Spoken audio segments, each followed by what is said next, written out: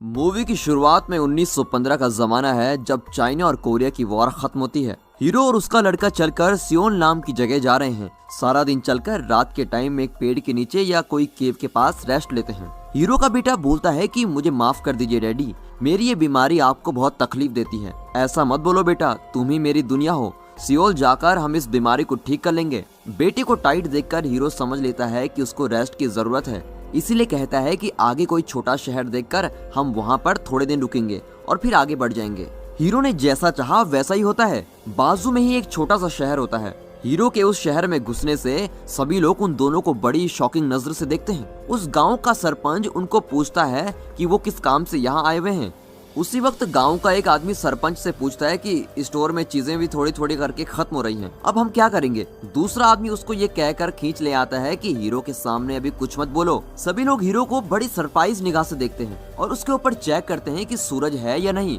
ये नजारा बड़ा ही अजीब होता है। सरपंच उनको घर ले जाके खाना खिलाते हुए ये पूछता है कि तुम लोग अपनी रोजी कैसे चलाते हो। वो कहता है मुझे एक म्यूजिकल इंस्ट्रूमेंट बजाना आता है और आयुर्वेदिक मेडिसिन बनाने में मैं एक्सपीरियंस्ड हूँ। इस तरीके से मैं अपनी रोजी रोटी संभाल लेता हूँ। हीरो सरपंच से पूछता है कि क्या एक दो दिन वो यहाँ पर रुक सकते हैं। सरपंच बोलता है कि तुम ऐसा क्यों पूछ रहे हो, मेरा बेटा टीबी की बीमारी से इन्फेक्टेड है, वो कंटिन्यू चल नहीं पा रहा है। हम कई दिनों से चलकर सफर कर रहे हैं। अगर आप परमिशन दे दो तो हम एक दो दिन यहाँ पर रुक सकते हैं क्या। हम फिर उसके बाद यहाँ से दूसरी जगह चले जाएंगे। वहाँ टीबी के इलाज के लिए बहुत सारे डॉक्टर्स हैं, ऐसा मेरे शहर के डॉक्टर्स ने मुझे बताया है। ये कहते हुए हीरो ने छोटा सा एक पेपर उस सरपंच को दिखाया। वो पेपर इंग्लिश में लिखा हुआ था। सरपंच ने होशियारी से ऐसा देखा कि जैसे उसको इंग्लिश आती हो और पढ़ना स्टार्ट करता है। उसने बताया कि इसमें लिखा है कि सियोल को अगले हफ्ते ही आना है और वो भी अर्जेंटली, तभी इलाज हो पाएगा, इसीलिए आपको इमीडिएटली निकलना पड़ेगा। बट हीरो कहता है कि मेरा बच्चा बहुत ज्यादा थका हुआ है और बहुत खांस रहा है, मैं क्या यहाँ पर एक रात रह सकता हूँ और हम फिर सुबह निकल जाएंगे। ये कहकर वो एक अमेरिकन सिगरेट उसकी ओर दिखाता है। उस जमाने में ये सब आसानी से नहीं मिलता था, इसलिए सरपंच उस सिगरेट के पैकेट को देखकर खुश होकर एक रात उन लोगों को स्टे करने की परमिशन दे देता है। अब ये सब देखकर हीरो बहुत खुश हो जाता है। हीरो अपना पाइपर बजाकर सबको इम्प्रेस करने की कोशिश करता है। वहाँ एक लड़की एक ऑमलेट डाल रही होती है। उसी वक्त लाल रंग का अंडा फूटकर वो सहम जाती है। तब सरपंच खुशी से कहता है कि तुम सच में चेयरमैन हो चुकी हो। चेयरमैन वो होता है जो कोरिया में पुजारी के काम को अंजाम देता है। सरपंच खुशी से कहता है कि ये तो सेलिब्रेट करने वाली बात है, हम इसके बारे में पंचायत की मीटिंग में बात करेंगे। पंचायत जाने से पहले सरपंच और उसका बेटे में बातचीत होती है। बेटा कहता है कि दिन ब दिन हमारी हालत खराब होती जा रही है। जो इस शहर में नए आए हैं वो कोई प्रॉब्लम ना कर दें। शहर के लोग मोहब्बत भूल जाते हैं पर नफरत याद रख लेते हैं। सो जो आए हैं हम उन्हें सिर्फ मोहब्बत दिखाकर भेज देंगे ताकि वो आगे कुछ याद नहीं रखेंगे। ये कहकर वो अपने बेटे को कन्विंस कर लेता है। सरपंच हीरो के पास अकेले में बात कर रहा होता है। हीरो पूछता है कि इस गाँव का नाम क्या है, इस गांव का कोई नाम है भी या नहीं। फिर सरपंच उससे कहता है कि इस गांव का कोई नाम ही नहीं है और शायद ये जगह मैप में भी नहीं होगी। तुम मुझसे एक वादा करो कि जब तक पंचायत खत्म ना हो किसी से भी बात मत करना। वो पंचायत में हीरो का इंट्रोडक्शन ऐसे कराता है कि ये भी हमारी तरह वॉर से बचकर आया है। जंग में लड़ते वक्त पैरों में मार लगने की वजह से वो ठीक से चल नहीं पाता, इसलिए इस गांव के बाहर जाना खतरे से बाहर नहीं है। एक आदमी पूछता है दिन ब दिन हालात खराब होते जा रहे हैं, क्या आप आपका वादा पूरा करोगे। तब सरपंच कहता है कि क्या तुम इसकी रिस्पॉन्सिबिलिटी ले सकोगे, क्या तुम इस प्रॉब्लम को सॉल्व कर पाओगे। उस गाँव में लगभग 50 लोग ही होंगे। सब सर नीचे करके झुका लेते हैं। तब हीरो का लड़का बोल पड़ता है कि जो भी प्रॉब्लम होगी मेरे डैड उसको ठीक कर देंगे, आप लोग बस प्रॉब्लम के बारे में बताइए। तब सरपंच बोलता है कि हमें कोई प्रॉब्लम नहीं है, आप लोग कल सुबह निकल जाइए। तब हीरो पूछता है कि आप लोग चूहों से ही परेशान है ना। हीरो का लड़का बोलता है कि चूहा करके इतनी आसानी सी बात मत बोलो। गांव के लोग कहते हैं कि हम सारे तरीके इस्तेमाल कर चुके हैं, जैसे ट्रैप्स, पॉइजन, पर उनका कुछ नहीं होता। ये बहुत ही अलग किस्म के चूहे हैं जिन्हें कंट्रोल ही नहीं किया जा सकता। तब गांव के लोग बोलते हैं कि उनको भी एक बार ट्राई करने दो। सरपंच अब सोचने लगता है, अरे मैं किस चंगुल में फंस गया हूँ, चलो अब इससे ही काम चलाना पड़ेगा। तब वो हीरो से कहता है कि अगर तुमने यहाँ से सारे चूहों को भगा दिया तो मैं तुमको जितने में एक गाय आती है उतने पैसे दूंगा। हीरो अंदर ही अंदर बहुत खुश हो जाता है और बोलता है कि अगर आप छिपकली के जितना पैसा भी दो तो बहुत है। आप तो बड़े ही दयालु हो। अरे चूहे कैसे भी हो, मैं पूरी कोशिश लगा दूंगा उनको यहाँ से भगाने में। अब सरपंच ये वादा करता है कि अगर उसने चूहे भगा दिए तो वो भी सारे पैसे दे देगा। इसके बाद वो हीरो को फिर से सुनसान जगह में ले जाके ये कहता है कि अगर गाँव के किसी को भी तुमने वॉर के खत्म होने के बारे में बताया तो मुझसे बुरा कोई नहीं होगा। अगले दिन हीरो सोच रहा होता है कि चूहों को आखिर पकड़ा कैसे जाए। तब एक आदमी उसको इशारे से बुलाकर कहता है, तुम तो जड़ी बूटियों से दवा बनाते हो ना, मुझे भी ऐसी दवा चाहिए। इस तरह दोनों एक दूसरे से कॉमेडी करते हुए अच्छी बॉन्डिंग डेवलप कर लेते हैं। अब दोनों एक दूसरे को बड़े भाई छोटे भाई का रिश्ता भी देने लगते हैं। हीरो का लड़का वो चेमैन लड़की को अपनी माँ की जगह इमेजिन करके देखता है। ये देखकर हीरो भी उस लड़की को ताकने लगता है। ये नजारा देखकर सरपंच दोनों को वार्निंग देते हुए डबल मीनिंग में कुछ बोलकर वहाँ से निकल जाता है। नेक्स्ट सीन पे दिखाया जाता है कि सरपंच का बेटा चूहों को कुछ नॉनवेज में बिल्ली का गोश्त खिलाता हुआ दिख रहा है। हीरो इसको देख लेता है। वो सोच में पड़ जाता है कि आखिर ये चूहों को खाना क्यों खिला रहा है। खाना खाते वक्त हीरो सरपंच से पूछता है कि मैंने देखा कि आपका बेटा चूहों को खाना खिला रहा था, ऐसा क्यों किया उसने? आप अगर सारा सच बताओगे तभी मैं आपकी हेल्प कर सकूंगा। तब वो बताने लगता है कि ऐसा करने के पीछे एक बहुत बड़ा कारण है। ये हम उसी दिन से करने लगे हैं। इन चूहों को मारने के लिए हमने हर तरीके का इस्तेमाल किया, जहर दिया, ट्रैप्स रखे, यहाँ तक कि बिल्लियों को भी उनके पास छोड़ा, पर ये चूहे इतने पावरफुल हैं कि वो बिल्लियों तक को खा लेते हैं। हम परेशान हो गए थे। ऐसे ही चलता रहा तो वो छोटे बच्चों को भी खाने लगेंगे और जब उनको इंसान का गोश्त पसंद आने लगेगा तब हम सबकी जान खतरे में हो जाएगी।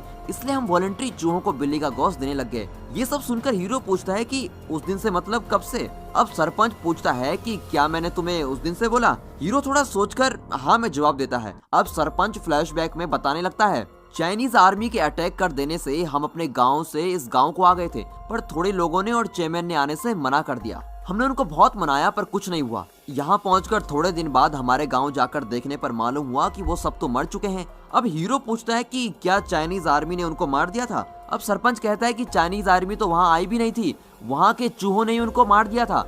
उसी दिन से चूहे बहुत वायलेंट हो गए थे। अब आप लोग चाहो तो यहाँ से जा सकते हो, मैं नहीं रोकूंगा। हीरो कहता है कि कोई इंसान जब भी वादा कर लेता है तो उसको पूरा करके ही छोड़ता है। मैं अपना किया हुआ वादा जरूर पूरा करूंगा। अगले दिन वो ये चेक करने लगता है कि हवा किस डायरेक्शन से बह रही है। फिर जंगल से कुछ जड़ी बूटी लेकर उसको ऐसे मिक्स करता है और येलोविश और सफेद कलर का एक पाउडर बनाता है। फिर वो एक जगह फाइंड करता है जो एक केव जैसी होती है। कुछ पत्थरों से उसको क्लोज भी कर लेता है। तब वो उस चामेन लड़की को ताक भी रहा है और सारे गांव वालों को इम्प्रेस भी करता फिरता है।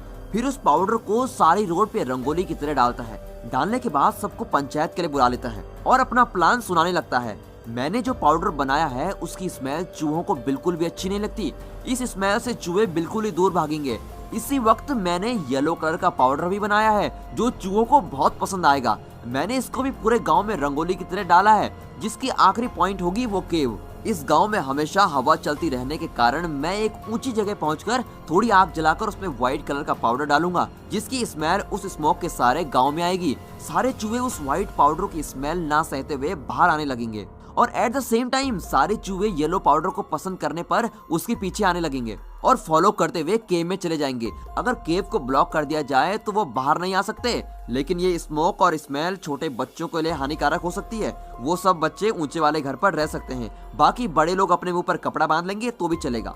हीरो ने जैसा प्लान किया होता है, एक ऊंची जगह से हवा की डायरेक्शन में थोड़ी आग जलाकर सारा पाउडर उसमें डाल देता है। सारा स्मोक धीरे धीरे गांव में आने लगता है। गांव के बड़े लोग चेहरों पे एक कपड़ा बांध देते हैं और खड़े हो जाते हैं। वो स्मोक गांव में पहुंचता है। चूहे बाहर आने लगते हैं। सरपंच उस चेयरमैन को देखकर इशारा करता है। वो कुछ छोटे बैल्स हाथ में लिए थोड़ी पूजा जैसे करने लगती है।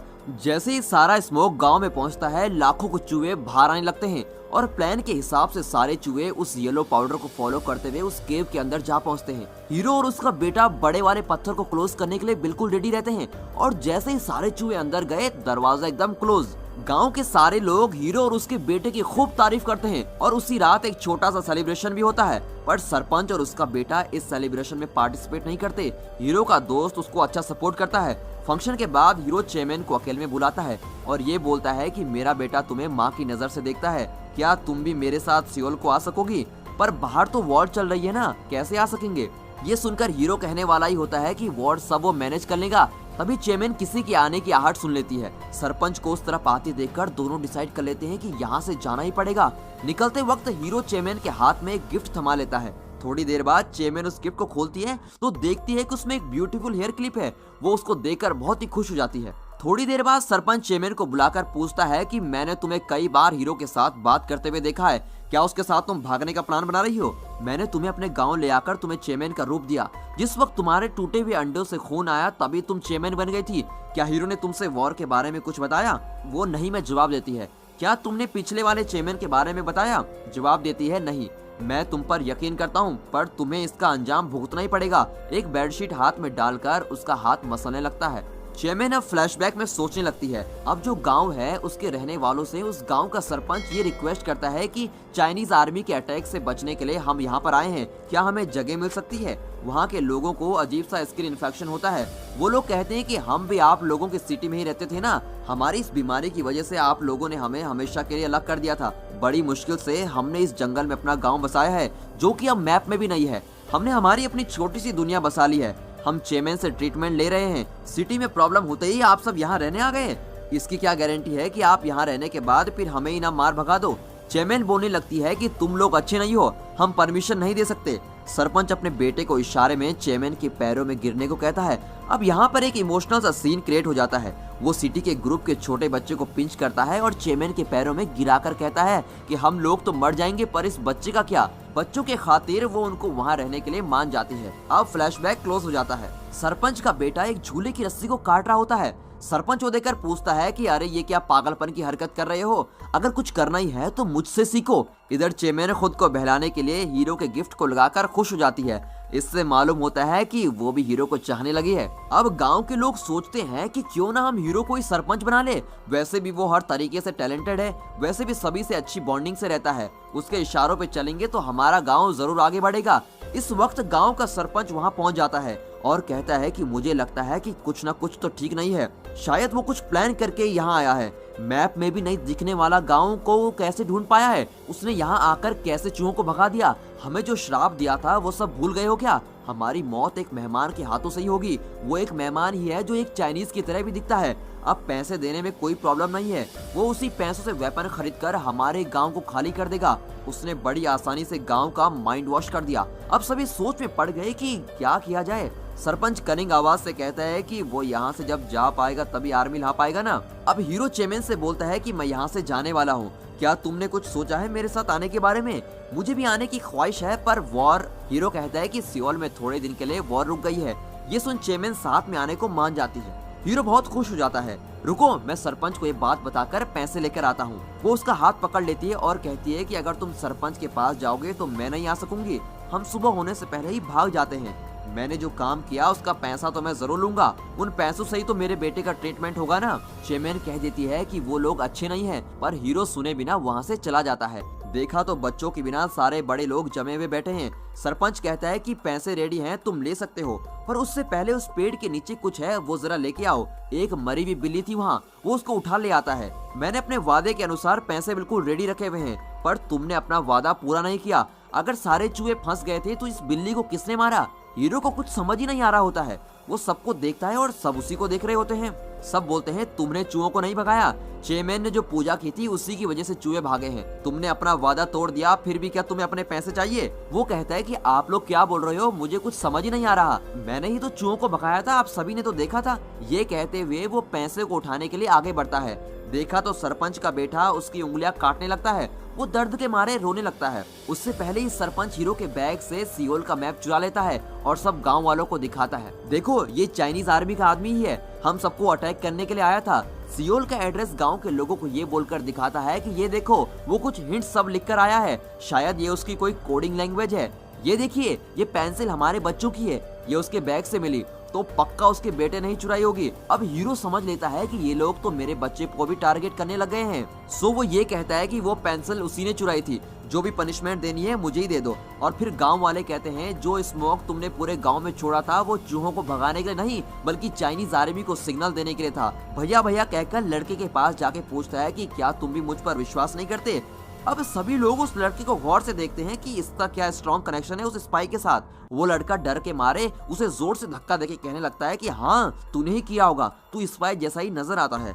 अब गांव के सभी लोग उसको जोर जोर से मारने लगते हैं। सरपंच उस पाइप को उठाकर कहता है कि इसको बजाकर ही तुम सबको इम्प्रेस करते थे ना, तुम्हारी ऐसी हालत कर दूंगा कि कभी इसको बजा भी नहीं पाओगे। उसी वक्त वहाँ चेमेन पहुँचती है। चेमेन अब डर जाती है, वो सोचती है कि सभी उसको मारने लगेंगे। धीरे से सर पे लगी हेयर क्लिप को निकाल के हाथ में छुपा लेती है और कहती है हाँ ये एक स्पाई है, और वो अपने घर को चलने लगती है। इतना सब होने के बाद हीरो ने जिस पे भरोसा किया था उसने हीरो का भरोसा ही तोड़ दिया। अब वो बहुत ही डिप्रेस्ड हो जाता है और वो सबसे रिक्वेस्ट करने लगता है कि मुझे पैसे नहीं चाहिए, बस मुझे यहाँ से जाने दो। ये सुनकर भी कोई उस पर दया नहीं करता। इतने में चेमेन की ड्रेस में आती है। देखा तो उसके पेट में एक खंजर लगा हुआ है और वो गुड़िया की तरह चल रही है। वो पुराने चेमेन की डरावनी आवाज में, ऐसी सुबह जब सूरज ना हो, ऐसी रात जब चांद ना आए, तुम सब लोग मरने वाले हो, पर आप लोगों के बच्चे जिंदा रहेंगे या नहीं, मेहमान आ रहा है। ये कहते हुए वो गिरकर मर जाती है। फिर से फ्लैशबैक दिखाया जाता है। एक केव के अंदर वो स्किन इन्फेक्शन के लोगों को बंद करके रखा गया था। वहाँ चूहे सबको बहुत बुरी तरीके से खा चुके हैं। हर जगह खून ही खून था। उस ग्रुप में सिर्फ चेमेन ही जिंदा थी। शायद उसने भूख के मारे चूहों को ही खा लिया होगा। उसके मुंह पे खून लगा हुआ था। वो सरपंच उस चेमेन से डीलिंग करता है। वो कहता है अब तो सारे लोग मर चुके हैं, तुम चेमेन बनकर हमारे साथ रहकर हमें ट्रीट कर सकती हो। तुम्हारी बीवी बच्चों पर रहम खाकर हमने तुम्हें यहाँ रहने को छोड़ा, पर तुमने किया क्या? ये बीमारी सबको आ सकती है बोलकर हम लोगों के खिलाफ ही सबको भड़का दिया और हमें बिना कोई रहम के उस केव के अंदर बंद कर दिया था तुम लोगों ने। भूख के मारे कितने लोगों ने अपनी जान दी है। चूहों ने भी धीरे धीरे सबको खाना शुरू कर दिया था। मैं सबको एक श्राप देती हूँ, ऐसी सुबह जब सूरज ना हो, ऐसी रात जब चांद ना आए, तुम सब लोग मरने वाले हो। उस वक्त एक मेहमान आएगा और तुम सब लोग मर जाओगे। सरपंच उस चेमेन की गर्दन पकड़कर कहता है कि उसने एक चांस दिया था पर उसने यूटिलाइज नहीं किया। वो फिर से कहती है कि मैंने तुम पर तरस खाया, पर वो आने वाला मेहमान तुम और तुम्हारे बच्चों पे तरस नहीं खाएगा। सरपंच कहने लगता है कि इसको भी यही बीमारी हो गई है, इसलिए वो बीमारी हम सबको भी फैलाना चाहती है। तभी वो कहता है कि इसको जलाना ही ठीक होगा। सबने उस चेमेन को केव में डालकर जला दिया होता है। जिंदा जलना कोई आसान बात नहीं। चेमेन बहुत ही तड़प तड़प कर मर जाती है। उस दिन सारे चूहे बड़े ही खूंखारपन के साथ केव के अंदर से बाहर आते हैं। सरपंच डर के मारे चेक करने लगता है कि वहाँ चांद आया या नहीं। इस मेहमान की कहानी को खत्म करने के लिए वो उसके खाने में 2 घूंट जहर मिला देता है और उस खाने को हीरो के बैग में रखकर बोलता है कि मैंने तुम्हारे बैग में थोड़े पैसे और खाना रख दिया है, जितना दूर हो सके चले जाओ। सिचुएशन मिलते ही हीरो वहाँ से निकल जाता है। थोड़ी देर चलने के बाद वो बहुत टायर्ड हो जाता है और अपने बेटे से इन सब के लिए माफी मांगता है। मैं तुम्हारी हर ख्वाहिश पूरी करूंगा, ये बोलते हुए वो सो जाता है। बेटे को अब भूख लगने लगती है। वो उस खाने के पैक को खोलकर खाने लगता है। तभी उसे याद आता है कि डैड के बजाने का पाइप तो वहीं छूट गया, सरपंच ने उसको उठाकर रखा होगा। ये सोचकर वो उस गांव में फिर से जाता है। किसी की नजर पड़े बिना वो सरपंच के रूम से पाइप उठा ले आता है। इस तरफ हीरो की आंख खुलती है। बैग के खाने को खाकर वहाँ एक स्क्वायरल मरी पड़ी हुई होती है। ये सोचकर वो समझ लेता है कि उस खाने में पक्का जहर था। अब वो अपने बेटे को ढूंढने लगता है। थोड़ी देर में उसका बेटा वहाँ आ जाता है। इतने में वो भूख के कारण उस खाने के पैकेट को खोलकर खाने लगता है। थोड़ी ही देर में वो खून की उल्टी करने लगता है और तड़प तड़प के मर जाता है। ये देखकर हीरो को बहुत ही दुख होता है और उससे बिल्कुल भी सहा नहीं जाता। वो उस लड़के को गोद में लिए अपने बच्चे के साथ बिताए हुए सारे पल को याद करता है।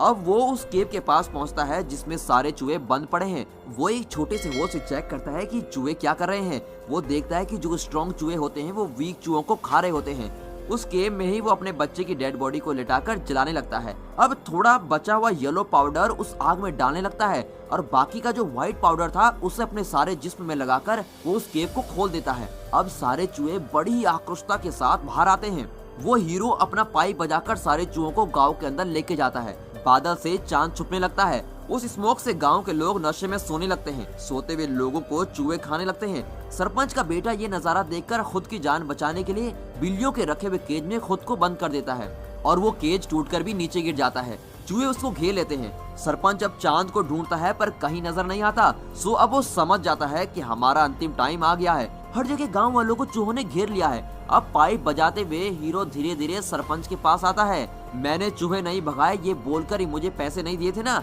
इसीलिए सारे चूहे यहाँ आए हैं। पैसा ना देना बड़ी बात नहीं थी, लेकिन बिना कोई वजह के मेरे मासूम बेटे को तुम लोगों ने मार दिया। मेरे साथ जो हुआ वही तुमको देने आया हूँ मैं यहाँ। नीचे सारे चूहे होने के कारण सरपंच झूले में चढ़ता है, पर वहाँ तो ऑलरेडी उसके बेटे ने रस्सी काटी हुई होती है। अब सरपंच नीचे गिर जाता है और अब सारे चूहे उस सरपंच को खा लेते हैं। चूहे इतने दिनों से भूखे होते हैं कि वो हड्डियों तक को नहीं छोड़ते, सब कुछ सुबह होने तक खा लिया होता है। सुबह सारे बच्चे उठते हैं तो वो शौक से देखते हैं कि और लोग कहाँ गए और सूरज भी नहीं है। तभी हीरो पाइप बजाते हुए उन बच्चों को एक जगह ले चलता है। बच्चे भी खुशी खुशी उसके पीछे चलते हैं। अब वो सारे बच्चों को उस केव के लिए डाइवर्ट करता है। उसके इशारों पे बच्चे भी अंदर जाने लगते हैं। अब वो उस पत्थर से केव बंद कर देता है। इस एक्शन से मूवी खत्म हो जाती है and finally thanks for watching.